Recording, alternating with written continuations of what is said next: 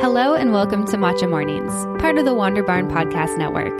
I'm your host, Amanda Kingsmith, and I'm excited to dive deep on topics around holistic health, the power of food, hormone health, how the practices of yoga can impact our health and well-being, and much more. So grab your cup of tea, settle in, and let's get started.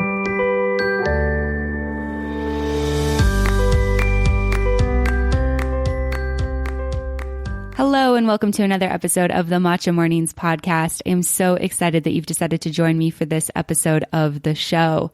Today on the podcast, I am very excited to be joined by Michelle Schomp. Michelle is a healthy living advocate. She works with Beautycounter, and she is also the co-founder of Retired Toddlers.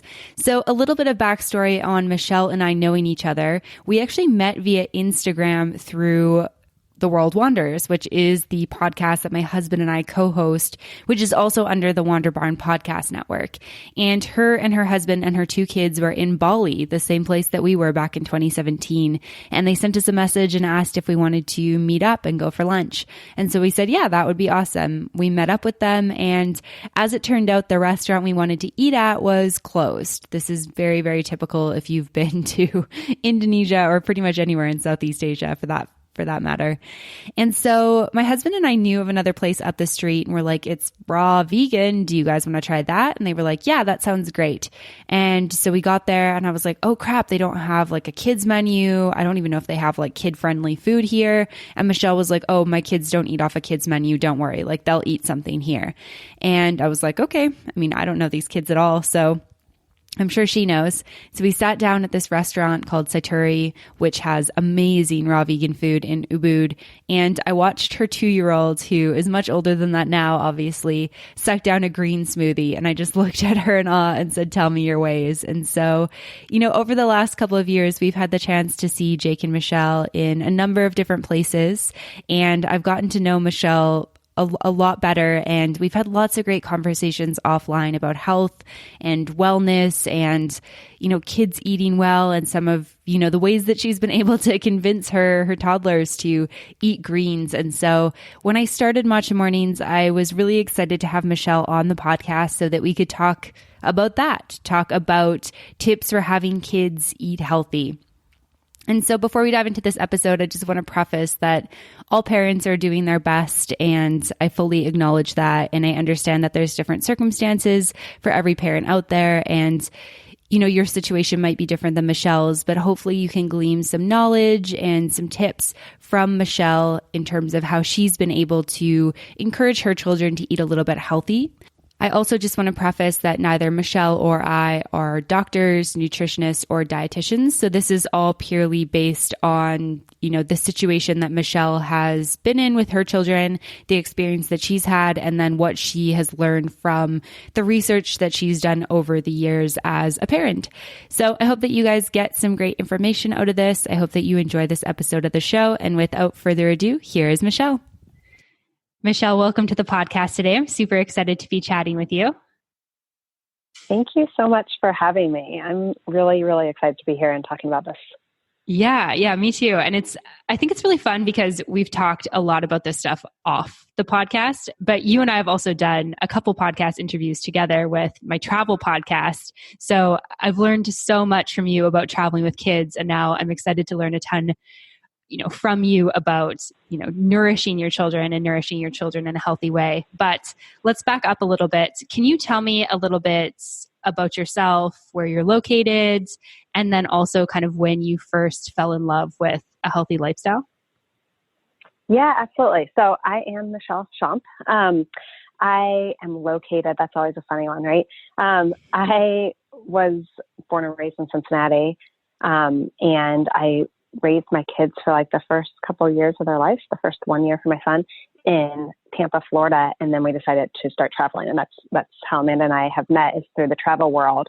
And that whole saga of leaving, we thought we were going to be gone for like 3 to 6 months. And then now it ends up 3.5 years later and we're still traveling around the world. So, and that side of my life, you can find us at Retired Toddlers and learn more about that there. But the healthy lifestyle part has come into play a lot for me. I think I was always interested. Like, I remember even through high school and stuff, like being interested in different aspects of health, but never really grasping it. And I think when I found out I was pregnant with my daughter, I really took like a halt and started rapidly looking up like what is safe, what is not safe, as far as ingredients go in products, foods, what I can eat, what I can't eat. It was very, very overwhelming, but it also sent me down a path of realizing that I need to take responsibility and educate myself, and nobody's going to do that for me on so many levels, whether it's products or foods or whatnot. And so I think that's really where I would say I really started down this path of a more holistic lifestyle. Yeah, no, I love that. And do you remember like any of the kind of major aha moments, like things you discovered, like, oh, I've been using this product for ages, or I've been eating this thing for ages, and like, this is really actually not great for me, and especially not great for like the development of my child? Yeah, I think on the product side, I mean, I could talk about a lot of that. I think the term fragrance is one that stands out to me as like something I never thought was bad. And then all of a sudden I realized, wow, that could be a slew of unsafe ingredients, potentially unsafe ingredients. And so I would say that on the personal care kind of beauty side. On the food side, I would say learning that there's marketing terms, and this goes for any products really, learning that there's marketing terms, and then there's like the what's really in a product. And so understanding that just because it says organic or all natural on a food label, that I need to be diligent and understand what that really means. And it doesn't always mean that it's healthy, especially in a packaged good. And so really what I think the whole process did for me is make me realize that I have to understand ingredients. And once I can, for food, I don't read calories. I don't read fat. I only read sugar to see if there's added sugar, and to see about, where the sugar might be coming from. But as I don't focus on that part of the label as much as my eyes first now, and this has come over time of learning this, but now I'll just focus on what the ingredients are. And if you can understand ingredients, then you can understand what's healthy. Yeah, absolutely. I can relate to that as well. Actually, it's kind of interesting because I went through some like health stuff with my gut in 2010 and totally changed my diet. And there was stuff I had to eliminate. And so all of a sudden I was looking at labels totally different. And I mean, I was in my like early 20s. So I was very much like very concerned with how I looked physically. And so I'd always been looking at like calories and fats and that type of thing. And for the first time I was looking at, what was actually in products and all the things that I was like, I don't even know what this is or how to pronounce it. And it's like, what am I actually eating? Yep.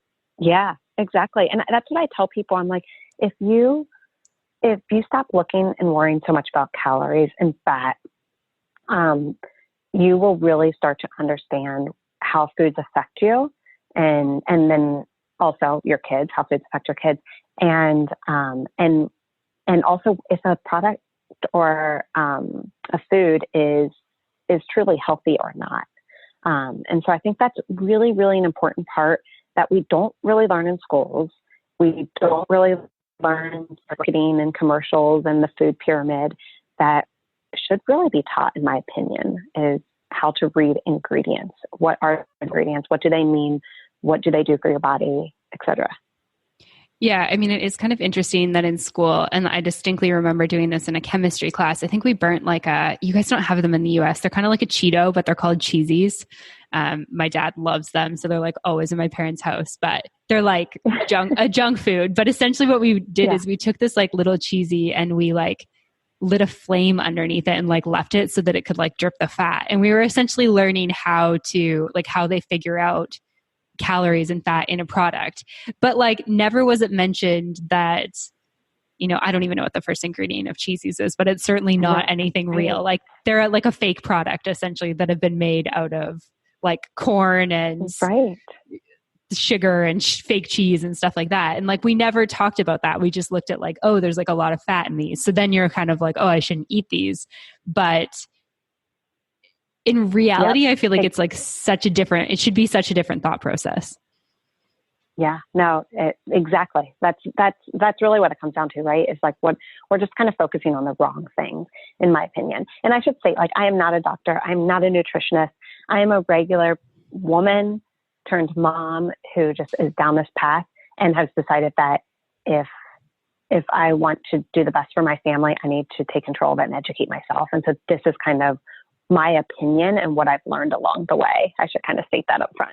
Yeah, absolutely. And the same absolutely goes for me as well. I'm also not a doctor and do not plan to become one. Yep. I'm curious because I personally believe that a lot of, I guess, sort of like situations or challenges in society come from the fact that maybe children aren't nourished properly in many different ways. But I think a lot of that actually starts with pregnancy. From your learnings and from your research, like, do you know much about like the importance of eating well when you're pregnant, or like what for you was it about like, okay, I'm pregnant now, like I really need to make this health change? Yeah, I was always a bit conscious of what I was eating, but not to the point when I was pregnant. And honestly, I've even gotten better after that. Knowing how to like nourish my kids' bodies a little bit more and therefore mine. But I would say that, yeah, I really just focused on, I had a mostly plant-based diet through my pregnancy, with the exception of I did eat food periodically, and I did eat eggs. But other than that, I really had more of a plant-based diet. And I remember that from some relatives, there were some concerns that I was not getting like cow's milk, and I needed cow's milk for the calcium for the baby. And so I had to really go down and start to research, like, am I getting the proper nutrition for me and the baby based on what I know? And the truth is there's lots of different ways to get calcium. And so I realized that I am nourishing my kids just fine. I had 2 super healthy pregnancies, and 2 babies born right on time, perfectly healthy. And so part of that, I'm really grateful and blessed. And part of that, I feel like I did do everything I can. Now, with that being said, when you're pregnant and you're not feeling well and you just like are going to eat, I remember when I was out and the only thing that sounded good was some spaghetti with tomato sauce off a kid's menu. And that's what I ordered. Because sometimes, like, really, it's just something sounds good and you're just going to take what you can. But besides those times, I really tried to focus in on, okay, where am I getting my calcium, and are these good sources? Can I buy organic instead of something that might be made with antibiotics or might be sprayed with pesticides and that sort of thing. So, but I don't think I was 100% like looking back. Like I wasn't like, and I pretty much, this is my motto still to this day, but I think I've learned to make better choices, but I'm not all organic or like, I don't ever eat sugar or anything like that. I feel like I have a good balance, but I know that in order to sustain my body, to make me a better mother, to give me the energy I need, I need to eat healthy most of the time. Mm-hmm. Yeah, absolutely. And I think that's actually one thing I was curious about, especially as somebody who hasn't been pregnant. It's like all you hear like so much about like, oh, you get these cravings and you just like, eat whatever you're craving because it's so intense. And I know my mom talks about how, which is kind of funny actually, because I still really like salty foods, but she like really craved pickles and salt and vinegar chips. And yeah. I've looked a lot at those charts that say like, oh, if you're craving like chocolate, for example, you're low on magnesium. And obviously those like didn't exist in the 80s when I was born. So it's totally fine. Not mad at my mom about that. But I kind of wonder like, what's that balance between just being like, the only thing I can stomach right now is like, spaghetti and tomato sauce versus like, what do tomatoes have in them that I actually probably need, and going down that path. Right. Yeah. I think it's a balance, and you do the best too that you can. But I think the biggest thing I see, which I kind of cringe at, is when people don't take responsibility for their own health. Right. And that doesn't mean that, again, that you have to do something 100% of the time or that you have to be perfect at it, but it's just starting a process of educating yourself, because no doctor is going to understand exactly how you feel or exactly what you need. They can run a million tests and still not get it. you have to take some responsibility. You also have to take some responsibility to know what questions to ask of food labels and manufacturers. I mean, there's plenty of times throughout the last 6 years that I have called manufacturers to get information about their product, because I want to be a more conscious consumer. And I also want them to know that consumers are starting to demand more transparency, and we're starting to be more educated. And I think that's up to us consumers to take on that responsibility, and for a lot of reasons. Yeah, absolutely. I mean, it's actually kind of crazy that we live in a world where like we buy things from a store and they don't have to put exactly what's in products, or they can like make this thing that's this word that we don't understand. And it's something that like we all just grow up with this, like everywhere around the world, this is the situation. So it's like, we don't really think twice about it, but you're totally right. Like as consumers, I think we do have to ask these questions and demand more transparency, or it's never going to happen. Right. Yeah. That's, I think that's really what it comes down to, and just take that responsibility for ourselves, for our own health. Yeah, absolutely. And so I want to dive into a little bit about like feeding children. And I think I told you this before the show that I was going to bring this up, but this is one of my favorite memories from when we first met. We met in, your husband had been following our podcast for a while, and he, I guess, slid into our DMs and Instagram and was like, hey, we're in Bali too. Like, do you want to come for lunch with us? And we were like, okay, cool. That sounds fun. And the place we were going to go was closed, but my husband and I knew a place up the road that was open. And I remember being like, oh shoot, it's like a raw vegan restaurant. And like, I don't think they have a kids menu. And you were so like nonchalant, like, oh, my kids don't eat off a kids menu. Like, don't worry about it. And I was like, okay, like, I'm just going to trust that this woman knows what her kids will and will not eat. Like, who am I to say any different? And we went to this restaurant that has amazing food. And I watched your youngest son, Jagger, who was 2 at the time, is 4 now, suck back a green smoothie. And I was just like, tell me your ways. Like, tell me how you've done this, because I feel like maybe the people, I guess I don't have a ton of friends. My friends are just starting to have kids. So at that point, I wasn't really surrounded by a ton of people parenting, but just seeing like my cousins and people kind of in my extended family. And I feel like it's like, I've just never seen something like that. I feel like what you hear in society is like, kids don't like vegetables, kids don't eat well. You just feed kids whatever they will eat because they need to eat to grow.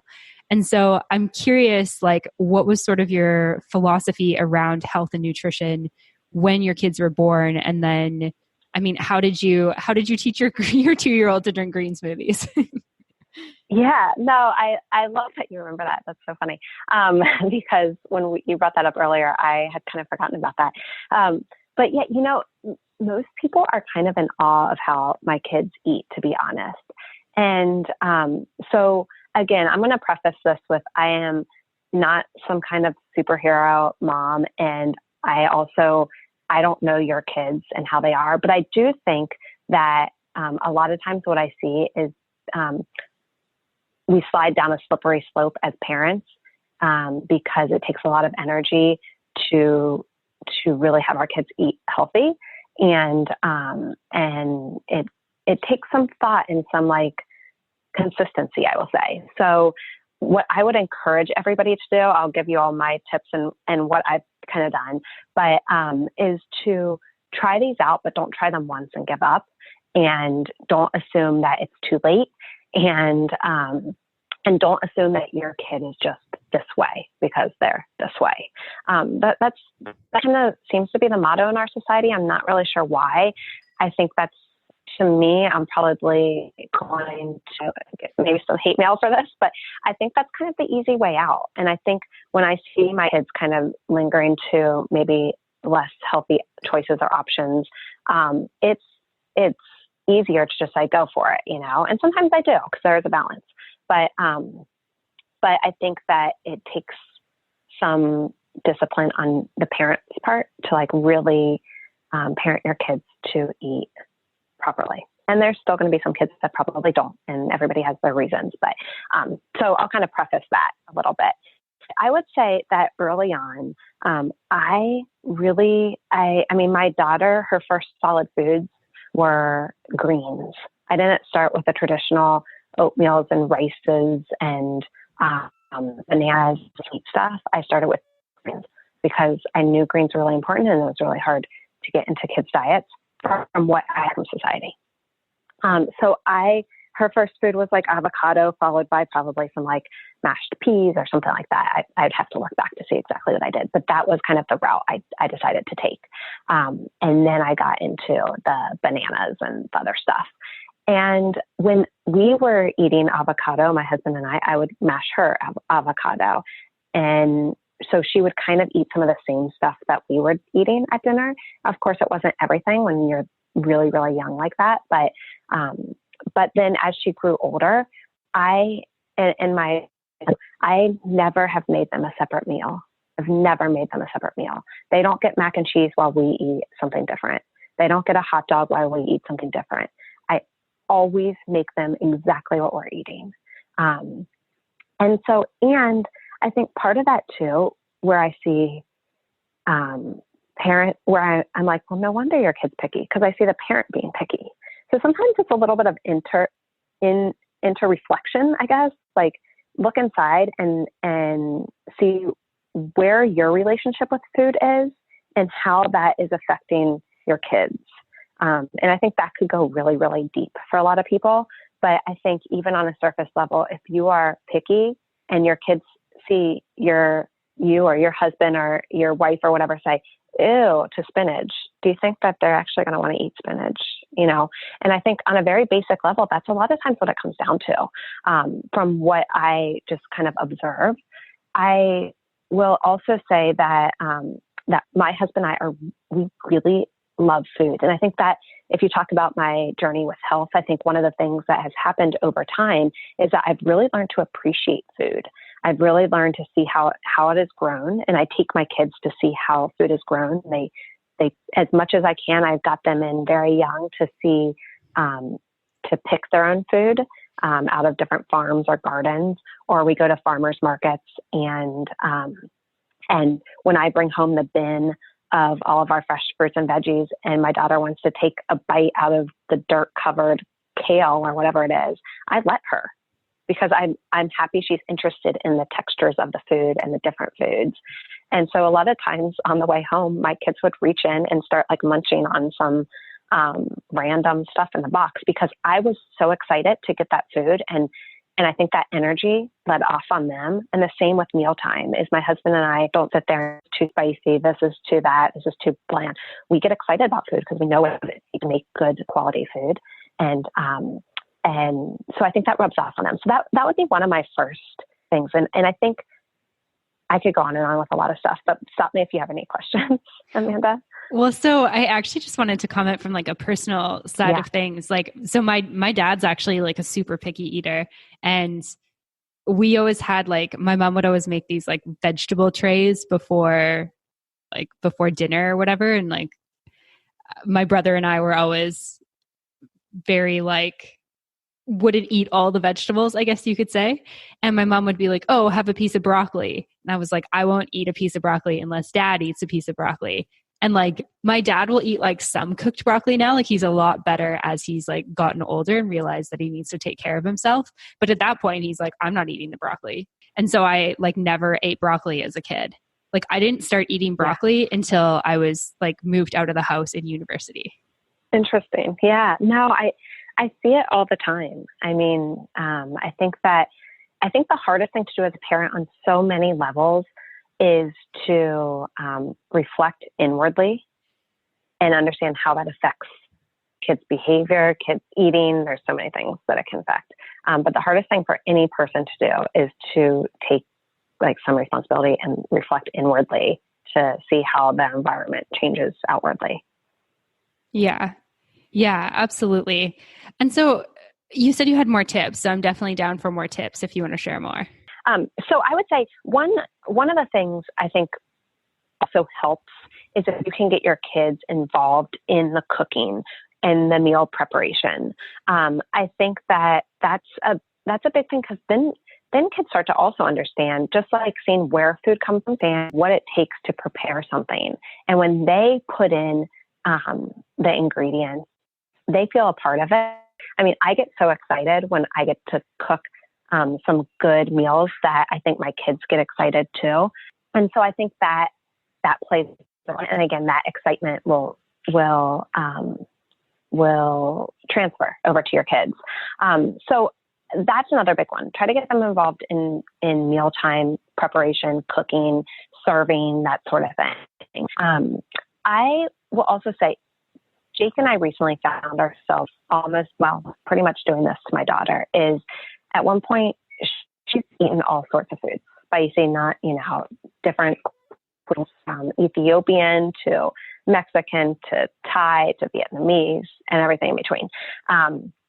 And we get really, really excited to try new foods. But while we were in Mexico earlier last year, she went through this phase where she said she didn't like spicy. With that being said, I value my kids, especially because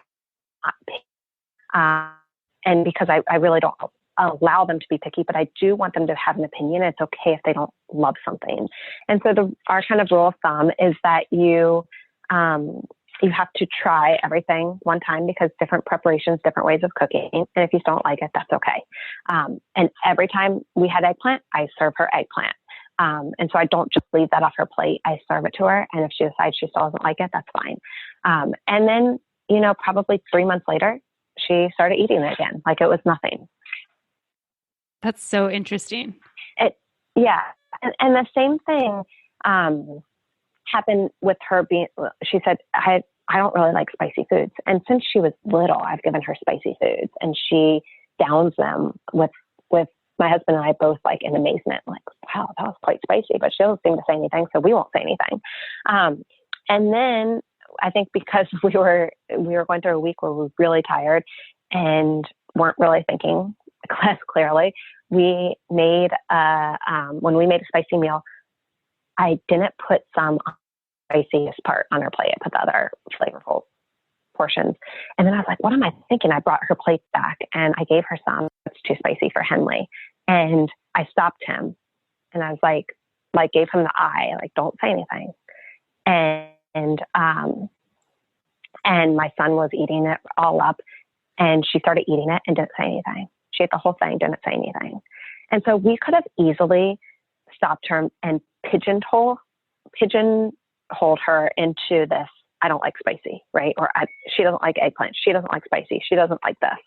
And I think a lot of times I find that parents do that, and myself included, I have to be very cautious of this, is to pigeonhole your kids in something. It's not that they can't like it for that moment, but if you keep introducing them to it different times, like, their taste buds evolve and grow. And I think the worst sweet thing we can do is tell other people, oh, she doesn't like spicy, or tell everybody at the table she won't eat that, or tell the waiter, oh no, they won't like that.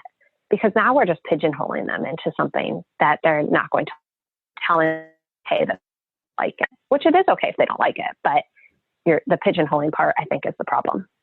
Yeah, I think that that's a really good point. That's something I actually hadn't thought about before, but I feel like I can think of examples from my own childhood where it's it's just kind of almost like society sticks a label on you. And sometimes I imagine us as humans with all these little sticky notes all over us, but that's just another thing. Your kids look up to you, and it's just going to become a part of your kid's identity if you're like, oh, she doesn't eat this thing.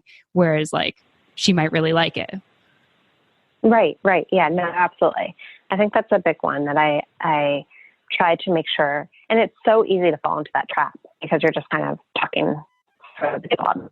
And well, my kids stand up for themselves and talk a lot, but I think it's just an easy one as parents that we just kind of do. And I think that that's one that can easily be avoided with just a little bit more consciousness.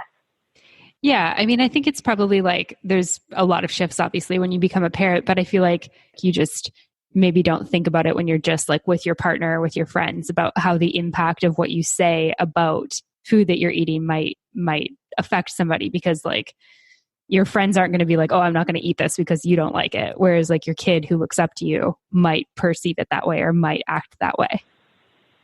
Right. Yeah, no, absolutely. I think that's one of the biggest things, biggest takeaways that I could probably give people. That's the easiest to implement, but maybe it's not so easy because consciousness is hard to be conscious. Yeah, about what absolutely. you're saying, what you're doing. Yeah, for sure. And I think I don't have kids, but I would imagine that it's like there's moments where you just don't want to be present. Like you're just a human. You just want to like not be responsible for those types of things. Yep, totally. Definitely. And, like I said before, kind of alluded to before, it's not that my kids eat perfectly all the time, but, I'll give you a sample of like maybe what we might eat during the day. And this changes all the time because we're constantly traveling. But I almost always start the morning out with a green smoothie. I feel like I can get a lot of nutrition into a smoothie. And maybe for you, it might not be a green at first. Like it might not look green. If your kids are, I don't know, if you've kind of had in your household that nobody likes greens, then don't make it look green. For us, we like the pretty color green. But it could be, you're going to make a cool cake today, or use some, I don't know, different types of, colors that your kids, maybe it's a red one or something like that. That could be fun. Make it kind of fun, but you can pack a lot of nutrients into a smoothie. And so usually when people or friends come to me and they say, my kid's like not eating really well, I don't know how to get nutrients into them, I usually say smoothies, like try a smoothie, try popsicle, try something like that where you can blend up a lot of different things. So like our smoothie might be, this morning it was kale, cilantro, chlorella powder. I put some bananas and pineapple in there, some water kefir. I could do flax, hemp seed. I'll usually put if I have like a good omega oil, I'll put a little of that in there. So it can be a variety of things, but that, I'm packing a lot of nutrients into one thing. And then my kids will top it sometimes with like a puffed amaranth, sometimes with a granola that we make. Sometimes this morning they wanted coconut butter. Coconut butter is sometimes a great topping. And if your kids are needing some good healthy fat, I think that's a good one. And so, or nuts or something like that we'll put on top. And so then I can like enter the day, and I also feel a lot better starting my day with a smoothie. I can enter the day feeling like, okay, if they go to school and have a bunch of not so great stuff, not so nutritious stuff, that's okay. And I don't have to worry about them getting the nutrients that they want. And I think at the end of the day, that's really what it is. It's like, I know that kids need a certain amount of nutrients, and the brain needs a certain amount of nutrients, and the body needs a certain amount of nutrients to function at its highest capacity. It's not that they can't go without it for a while. It's just like I want my kids to have the opportunity to be the best that they can be. And so that's why it's important for me to get them the proper nutrients that they need. And then, lunch, if they're not at school, lunch might be a salad or a sandwich. Today we had egg sandwiches. I'll use stuff like ghee instead of just any butter, because it's good and fat. It takes out the harsh stuff that a lot of times milk products have.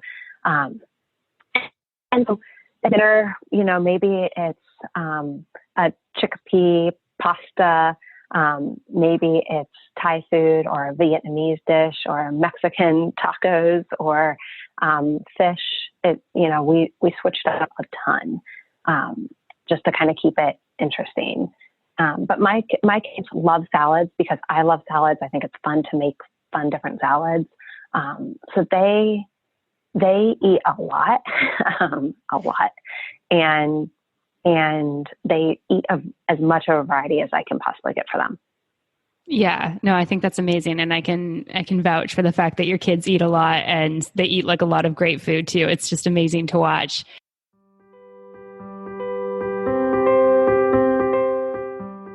Hey everyone, we're taking a quick break from the podcast to talk about Muse.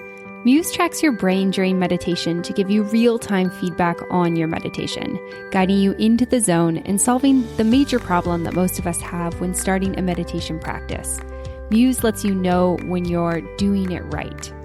Your Muse headband basically acts like your personal assistant. While you meditate, Muse measures whether your mind is calm or active and translates that data into sounds. When you're calm, you'll hear peaceful sounds, and when your mind wanders, the sounds will intensify, guiding you back to a calm state. So if you're like me, where you have a really solid meditation practice and you love to do it every day or every couple of days, but sometimes you just find that you really can't get in the rhythm because your mind is so busy, Muse might be for you. The best part about this is that I have a 15% discount off just for listeners of Matcha Mornings. So head on over to bit.ly/Matcha Mornings Muse to get your discount. All right, back to the episode.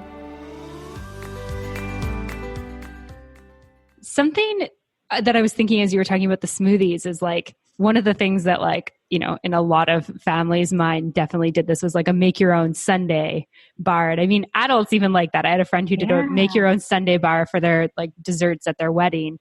And I feel like that's exactly what that sounds like to me, just like a more nutrient variety of it. Yeah, it is. Exactly. And a lot of times my kids get really excited. They want to be the ones to push the blender button. Or we had to like switch them off every other day. They each get a turn to do the toppings. And so they can like have fun with it and get excited about it. You know, if they put the toppings on, they're probably, if they scoop a good heap of almond butter on, they're probably more likely to have it in their smoothie than if you're just doing it and telling them they have to eat it. Yeah, absolutely. Something I'm curious about is or that I've been thinking about is sort of like this idea, and I've experienced this as an adult, is that, you know, if I have like a weekend, say where I'm, I don't know, at a bachelorette party or on a girls trip and we're eating like lots of junk food and not so good stuff, it's like the vegetables don't always taste so good when I get back. And I feel like for me as an adult, I understand the importance of getting back into my normal routine. But I think for kids, obviously it's a lot harder because they don't understand that. I'm curious, like what you've sort of done in those moments where like maybe your kids have gone to a birthday party and eaten birthday cake and had that like sugar high followed by the sugar crash. And then they're like, hey, I want more cake or, you know, whatever. Like, how do you kind of come back from that and make sure that they're eating well after that? Yeah. You know, I don't think it's easy. Again, I don't think it's easy because then they want, oh, but so-and-so's having cookies also right now, especially around the holidays. And the fact that we travel, like I have to remind my wonderful 92-year-old grandmother that like my kids do eat a lot of desserts because we're always traveling. And as a family, we love tasting foods. And if, you know, this cool little dessert is a food of that region, we are going to eat it up. You know, Henley will my daughter will be the first one to say, we love going to France because mommy and I get chocolate croissants every day because, you know, they're delicious. And that's where, if you're going to get them, that's where you get them. We really appreciate foods. And even if it might be maybe not the most nutritious thing. But I will say that that's one reason that I love starting even like every single morning that for the holiday season, I've made it a point, even if I have to make it the night before, to have a green smoothie. We have a big travel day tomorrow. I will make sure we have a green smoothie before we go. I will pack some sandwiches for us. So we don't have to eat airport food if we don't have to, because there's plenty of times where we do just have to. But as far as that like sugar high and then coming down off of it, you're right. You know, the less you eat sugar, the less you crave it. I think my kids actually crave vegetables. Like they actually sometimes will say, that's too sweet, or like that. I don't know. I kind of feel like a salad today. That actually comes out of their mouth. And I know that's crazy for a 4 and 6-year-old, but that's how I feel sometimes when I'm like without, some nutritious food for a while. It's like, I kind of crave it. Now in the same sense, they are the first that they want to go have the cake and the ice cream and everything. I do find they sit and savor it a while because, I don't know why actually, because they end up having dessert pretty often because of all the trips and travels and holidays we do. But they savor it pretty often. I think that if I need to get them back on a healthy kick, I usually it's actually more of like an educational, like, okay, we had our sweets, we had all this stuff. What do you think your body could use more of? You know, to make it be able to play, like relate it back to like what they love to do. Maybe it's to go bike riding or soccer or whatever. And if they say cookies, because many kids probably would, then it's a teaching moment of like, well, that doesn't actually contain anything of valuable nutrients, most of them at least. And here's why.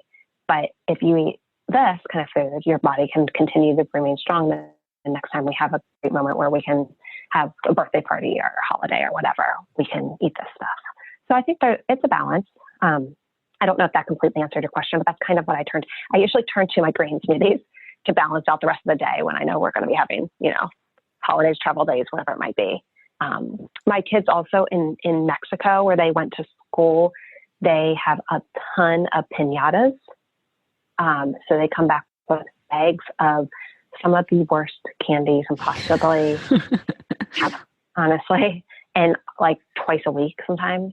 And so I kind of just made a deal with them. I was just like, hey, look, like, you guys, I want you to, like, if you show me what candy out of all these you think might be the healthiest and tell me why, or might have any nutritional value and tell me why. You don't want that, like it might have nuts in it or something. I mean, like, that's a really good choice. Like that's a great choice in here, because this is what you told me. But they know, they'd say, this one looks like it has artificial colors. So why? Because I tell them that artificial colors do nothing have no nutritional value. They're just a marketer's way to make it look pretty for you. So interesting. I think one of the things that stands out the most to me for that is that your kids know the words like artificial colors. And it makes me think that like maybe in general, we're like not giving kids enough credit to like understand these things. Yeah.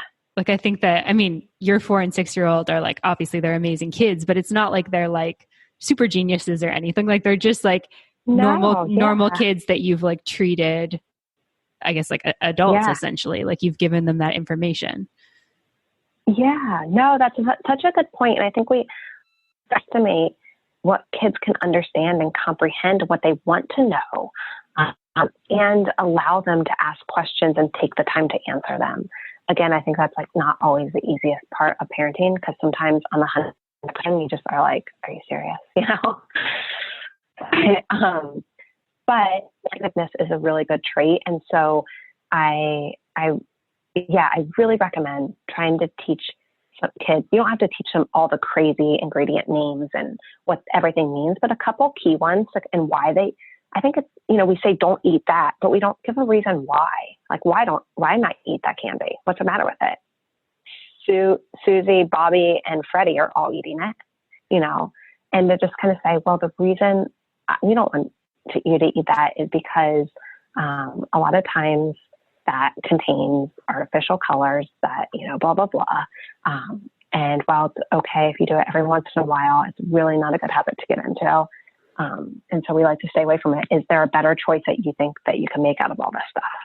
And some options, and I think there's a lot of value to be said about that. Yeah, absolutely. I completely agree with that. This has been such an amazing, fun conversation. I could definitely keep you on the phone all afternoon, but I'm curious if you have any kind of like final tips or pieces of advice for people out there listening who are looking to maybe shift the diet that their children have, or encourage their children to eat more healthy, or that are just interested in that in general.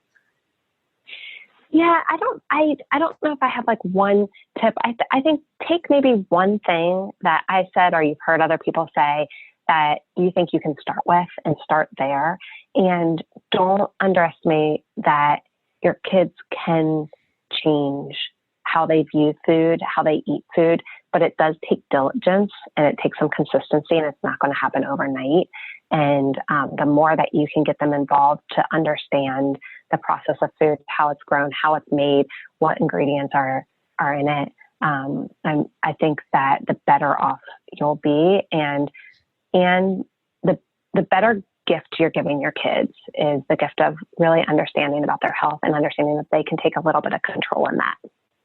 Yeah, no, absolutely. I really love that. I love so much of what you talked about, like making meals fun and bringing kids involved with it. And again, no fault to my parents. They did the best they could with the information they had, but it's just everything you talked about is so different from the way that I grew up. And I can really like think as an adult towards like me as a child, like having this disconnect with food and this disconnect of where it came from and being told things like, oh, you don't eat that, or you can't eat that, or you have to drink that. Like, oh man, I was lactose intolerant as a kid and I was like forced to sit and drink milk every night. And I like distinctly remember like fights between like me and my parents. I was like, I'm not drinking it. It gives me a stomach ache. And then after I got diagnosed, my mom was like, I'm so sorry. Like, I'll listen to you going forward. And I was like 8. I was like, I know when I have a stomach ache, Mom.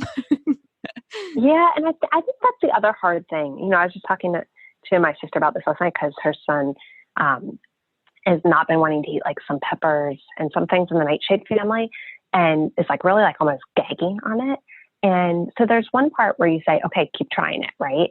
And there's another part where you're like, you might want to stop and say, okay, really assess, like, is it something in the nightshade family that is not reacting well with body white? And it's not just like, he doesn't eat peppers anymore. He's like eggs on them. Instead of like pigeonholing them into that, like really figure out what that, why that was happening, and sure, pull them if like, you know, be aware and pull those foods that aren't agreeing with your child. But more than just like, oh, you know, he wants this as, you know, whatever you think the reason is, instead of like really getting down into like, you have an allergy, you have a sensitivity, and we're going to kind of stay away from these for this reason, even though they could be healthy foods for some people. For you, they don't agree well, but let's replace them with things, you know? Yeah, absolutely. I mean, I think that there has to be like partly that trust. Like if your sister's like, you know, talked to her child and her child's like, these make me feel sick. I mean, yeah, you don't have to pigeonhole him into like, I don't eat peppers, but it can also be like, maybe peppers like really do make him feel sick, because I think that's again, like kind of disregarding the intelligence that children have and their ability to take in information and to like learn and understand it is also like, they're in their own bodies. So it's like, we don't know the experience they're having in their bodies. Like they have to tell us that. And as a parent, it's kind of your responsibility to listen. Yeah, no, absolutely. Absolutely. I think that could be one of the biggest takeaways is just listen to your kids and then, but don't set, you know, if they're like, I don't want to eat that. That's gross. You know, that's gross is not a reason not to, you know, eat something. Why is it gross to you? Because you don't like how your stomach feels afterward, because, you know, so digging a little bit deeper, I think, is always the hardest part because it takes some time and some energy as a parent. But I think it's really, really important. Yeah, absolutely. I 100% agree. I love everything you're doing with Henley and Jaeger, and I'm excited to continue to see them grow. And thank you so much for sharing this information with me and listeners today. I'm super grateful that you took the time to do this. Yeah, thank you so much for having me. I always love talking about this stuff. I think it's a topic that we should probably open up and talk about a little bit more openly and freely. And as we all learn as parents, as adults, et cetera, that we should continue to share with one another, because I certainly don't have all the answers and I continue to try to educate myself and figure out what's right for me and my family. But I think that just a little bit more consciousness and education for all of us could go a long way. Yeah, absolutely. I 100% agree. If people want to learn more about you, I know you said retired toddlers, and I'll make sure there's a link for that. Are there any other places that people can go to learn more about you?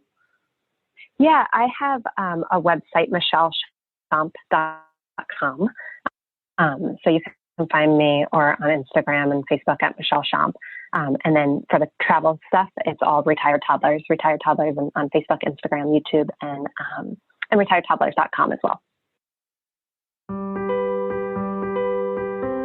Thanks so much for listening to this episode of Matcha Mornings. To find links mentioned in this episode, show notes, photos, and more, head on over to wanderbarn.com/podcast/matcha-mornings. To be the first to know about brand new episodes of Matcha Mornings, subscribe on your podcast app. If you enjoyed this episode of the show, please leave a review or send me an email at wanderbarn@gmail.com with the subject line Matcha Mornings. To follow along with me, Amanda Kingsmith, you can find me on Instagram at Amanda Kingsmith to learn more about other fun projects I'm working on. To find more great podcasts like this one on topics such as travel, the business of yoga, cryptocurrency, and more, head on over to wanderbrine.com. Thanks for listening, and I'll see you soon.